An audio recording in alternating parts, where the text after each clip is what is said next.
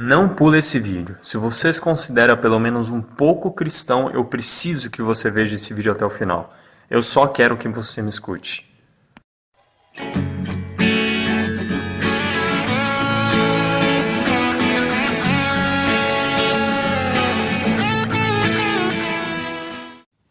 Bom dia, boa tarde e boa noite para você que está me assistindo aí hoje. Eu sou o Luiz Felipe, sou da Igreja Presbiteriana do Brasil em Mogi das Cruzes e também sou da União de Mocidade Presbiteriana, que é o grupo de jovens da nossa igreja. Primeiramente, peço desculpa porque eu estou de touca, eu não estou conseguindo ir cortar o cabelo. Então, é melhor que eu fique de touca mesmo, acredite em mim. E eu espero que isso não seja nenhum problema para você, ok?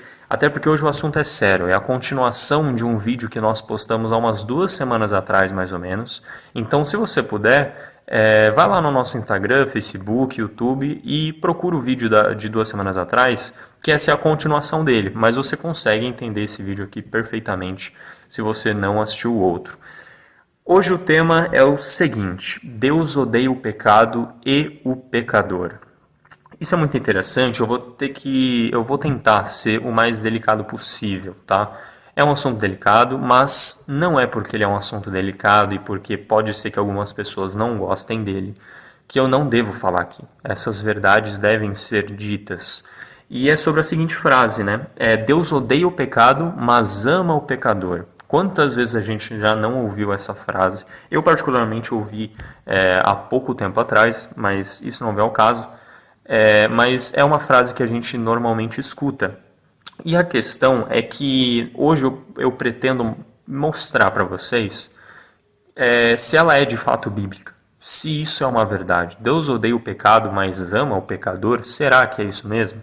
Então, para começar, eu vou ler Salmo 7, versículo 11, que diz assim: Deus é justo juiz, Deus que sente indignação todos os dias. E em outras versões a gente até consegue ler dessa forma: Deus é justo juiz, todos os dias ele mostra sua ira contra os perversos.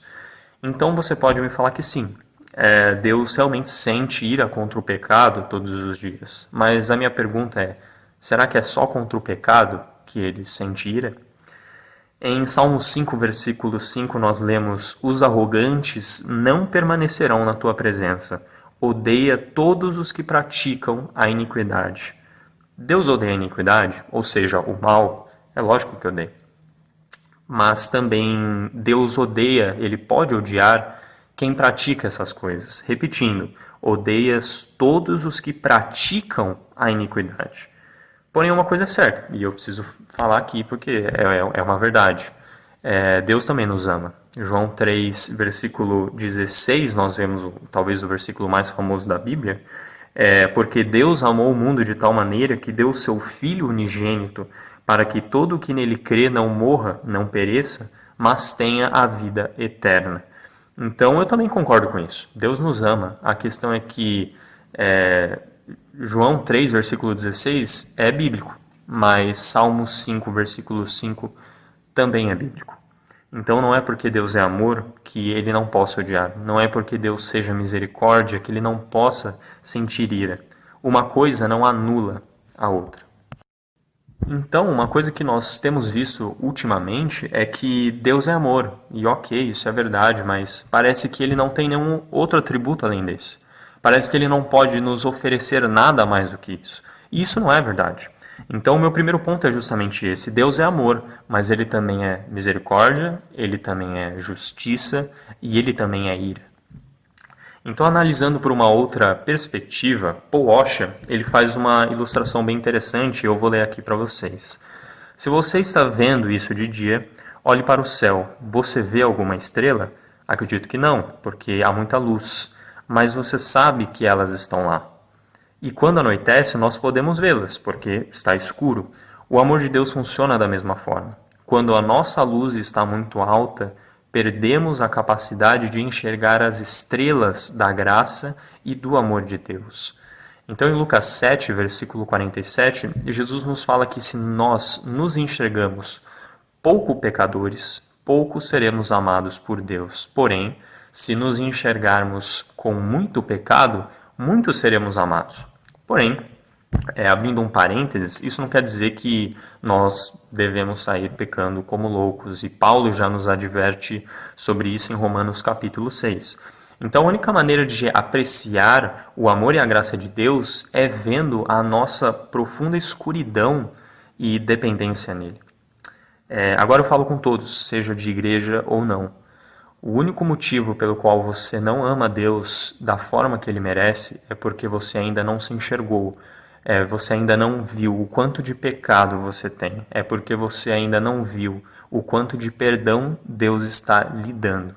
Eu quero que você entenda que estamos todos enterrados nos nossos pecados. Somos completamente dependentes de um ser superior que nos salve dessa situação.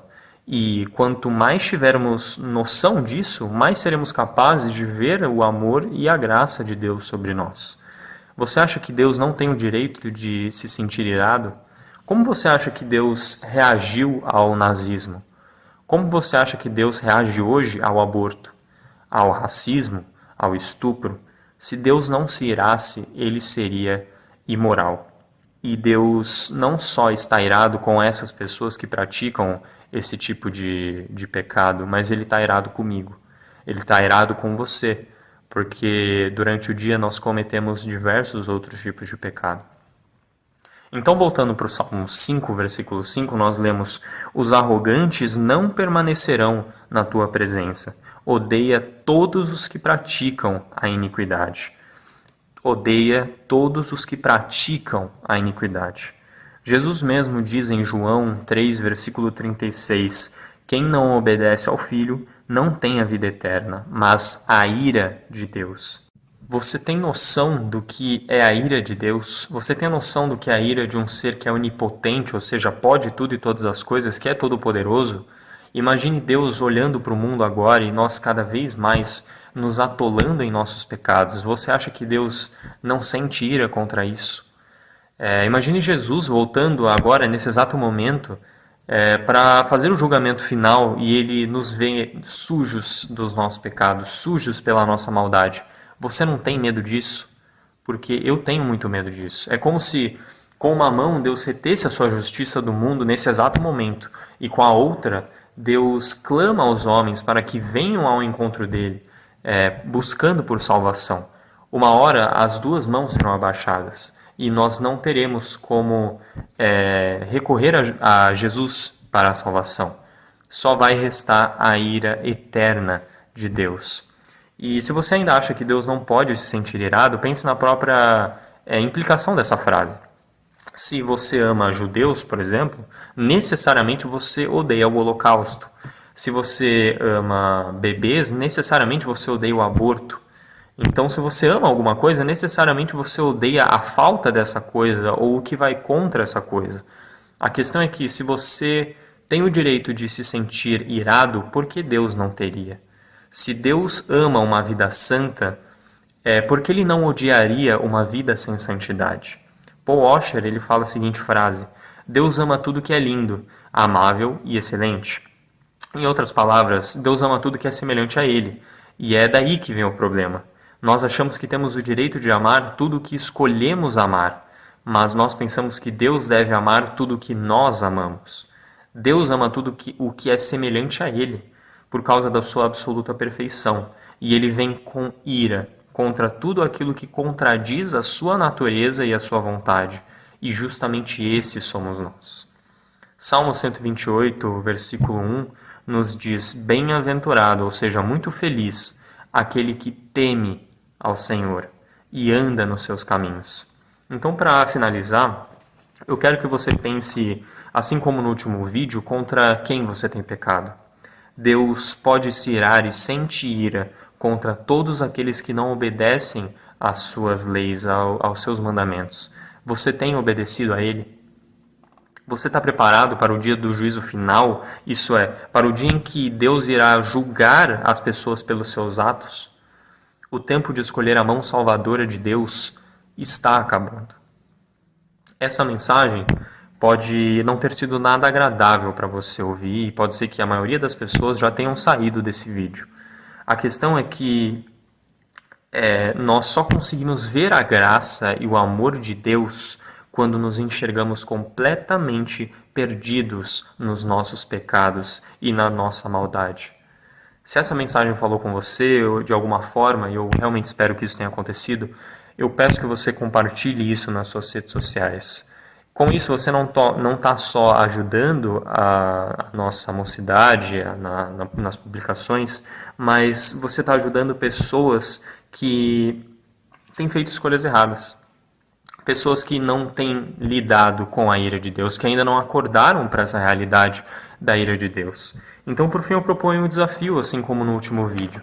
Eu peço que você escreva tudo aquilo que você tem feito e que pode estar despertando a ira de Deus, provocando a ira de Deus. E depois ore para que Deus te perdoe por isso, para que Deus manifeste a sua misericórdia, ou seja, que Deus tenha piedade de você. Que cada vez mais você se transforme em uma pessoa que agrade a Deus. Que esse glorioso Deus te abençoe e que a sua maravilhosa e irresistível graça te alcance e que você se arrependa dos pecados que tem cometido contra Ele. Amém. Here I am, down on my knees again, surrendering all. Surrendering